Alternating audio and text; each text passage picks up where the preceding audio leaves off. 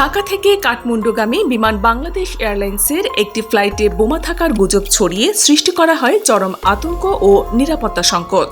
তবে তল্লাশিতে কোনো বিস্ফোরক না পাওয়া গেলেও তদন্তে উঠে এসেছে চাঞ্চল্যকর তথ্য। ছেলের পরকীয়া ঠেকাতে মা ও স্ত্রী মিলে এই ভুয়া হুমকির নাটক সাজিয়েছেন। রাজধানীর কারওয়ান বাজারে র্যাব সদর দপ্তরে আয়োজিত এক সংবাদ সম্মেলনে এই তথ্য জানান র্যাবের মহাপরিচালক AKM শহীদুর রহমান। তিনি বলেন, সম্প্রতি একটি অচেনা নম্বর থেকে কল করে জানানো হয় BG373 ফ্লাইটে বোমা রয়েছে। ফলে তখনই ফ্লাইটটি থামিয়ে দেওয়া হয় এবং বিমানবন্দরে জরুরি নিরাপত্তা ব্যবস্থা জোরদার করা হয়। বিমানটি তখন 142 জন যাত্রী ও 7 জন ক্রু নিয়ে টেক্সিওতে অবস্থান করছিল। সঙ্গে সঙ্গে বিমান বাহিনীর টাস্কফোর্স, এভিয়েশন সিকিউরিটি, র্যাবের বোমা নিষ্ক্রিয়কারী দল এবং APPN এর ডগ স্কোয়াড তল্লাশিতে নামে।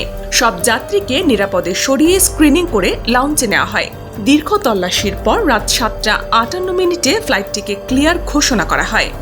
র্যাব ডিজি জানান, তদন্তে জানা গেছে এক ব্যক্তি তার প্রেমিকাকে নিয়ে কাঠমান্ডু ভ্রমণে যাচ্ছিলেন।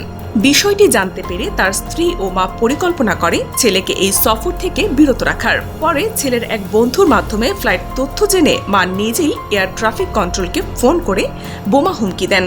তিনি আরও জানান, এই ঘটনায় এখন পর্যন্ত মা, স্ত্রী এবং সংশ্লিষ্ট এক বন্ধুকে গ্রেপ্তার করা হয়েছে।